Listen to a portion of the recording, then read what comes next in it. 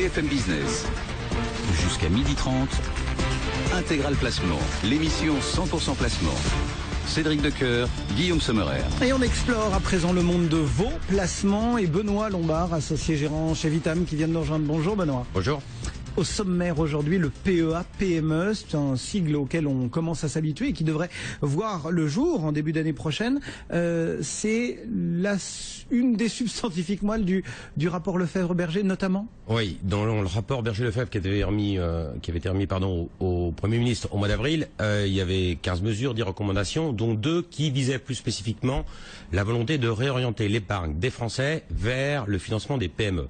Dans ce contexte, l'objectif du rapport était de drainer à peu près 25 milliards par an, donc sur 4 ans, 4-5 ans, entre 15 et 25 milliards dans les PME. Le deuxième point du rapport était la création de ce fameux PEA-PME. La bonne idée, c'est que pour une fois, on ne pompe pas trop une usine à gaz, on prend quelque chose qui existait déjà et on essaie de l'améliorer, c'est ça? Je voudrais rappeler aussi que l'Association française des investisseurs pour la croissance a publié un sondage au début du mois de septembre qui nous disait que 67% des Français étaient d'accord pour réorienter leur épargne vers le financement des PME. Donc, ça va dans le sens à la fois du rapport parlementaire, à la fois de la volonté du gouvernement et des Français. Donc c'est plutôt une bonne chose.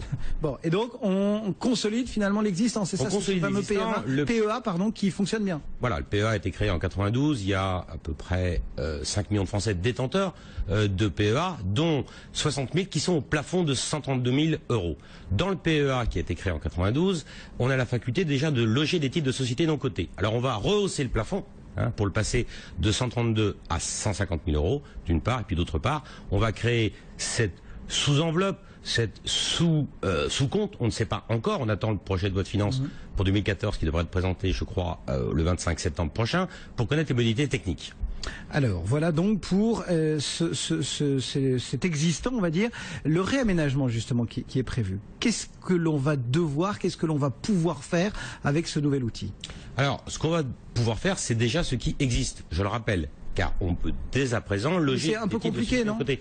C'est compliqué parce qu'il faut administrer les titres. C'est compliqué parce que l'entreprise émetteur de titres doit divulguer toutes les informations à la banque qui tient le PEA et qui gère le PEA administrativement au quotidien. Donc il faudra, là encore, dans ce contexte-là, se rappeler que les banques doivent être dotées, qui vont accepter ce PEA-PME, doivent se doter d'un back-office de qualité susceptible de pouvoir, quand on parle d'administrer les titres, c'est lorsqu'il y a une distribution de dividendes, être certain que la société paye sur le compte espèce associé au PEA les dividendes qui seraient versés par la société et non pas qu'ils soient versés par un chèque très simplement au nom et pour le compte du souscripteur des titres. Donc techniquement, il faudra que les banques soient, puissent avoir le personnel qualifié. Il va falloir donc s'y mettre. Ces PME, ces ETI, on pouvait déjà, même les non-cotés, vous l'avez dit, mais ça présente un intérêt vraiment pour... Ça présente un intérêt de diversification. Donc aujourd'hui, il y a à peu près 80 milliards dans l'ensemble des PME. Je rappelle qu'en 2007, il y avait 120 milliards. On connaît la progression des marchés financiers actions Europe, parce que je rappelle que dans le PEA, on ne peut loger que des actions européennes et effectivement les épargnants ont été, si je puis me permettre cette expression, un peu refroidis. Donc en vertu de la saine diversification, loger des titres de société non cotées dans une enveloppe qui, je le rappelle, est défiscalisée. À la fois les plus-values échappent à l'impôt tant qu'on reste au sein d'enveloppe, mais à la fois aussi les dividendes échappent à l'impôt. Donc il y a un intérêt à la fois d'aller chercher de la valeur sur des sociétés non cotées et d'aller chercher une enveloppe fiscale qui offre les avantages décrits. Est-ce que ça traduit aussi un intérêt de plus en plus fort pour ces PME, pour le financement de ces PME de la part et du gouvernement et de tout ce qui touche à la place parisienne? On sait que Euronext notamment, avec le lancement d'Alternext, etc., avec les compartiments, essaye de promouvoir tout de même aussi ces PME, ces ETI. Effectivement, au mois de mai, Internext a été créé, qui est la fusion Internext a été créé, qui est la fusion de 3 places de marché pour des sociétés dont la capitalisation va entre 50 millions d'euros et 1 milliard. C'est pile poil ce que prévoit, ou ce que devrait prévoir le texte qui sera présenté donc à la fin du mois de septembre, puisque le PEA-PME avec une enveloppe spécifique, je rappelle, 150 000 euros qu'on pourra affecter au PEA, en plus 75 000 euros exclusivement aux PME.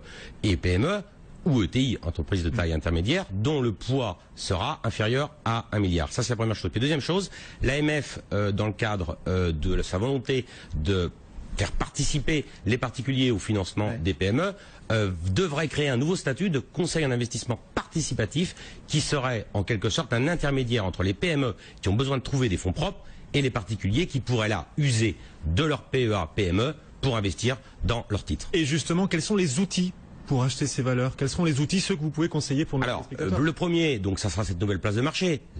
Internex représente à peu près 750 sociétés sur la place parisienne.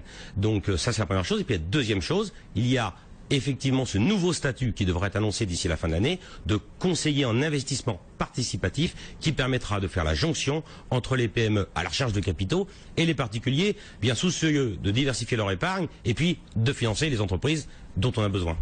Eh bien voilà ce qu'on pouvait dire, toujours dans cette mouvance du PEA, PME qui devrait faire son arrivée en tout début d'année prochaine. Merci beaucoup Benoît Lombard, associé gérant chez Vitam, régulièrement à nos côtés bien sûr pour vous apporter toute l'expertise nécessaire pour gérer vos placements.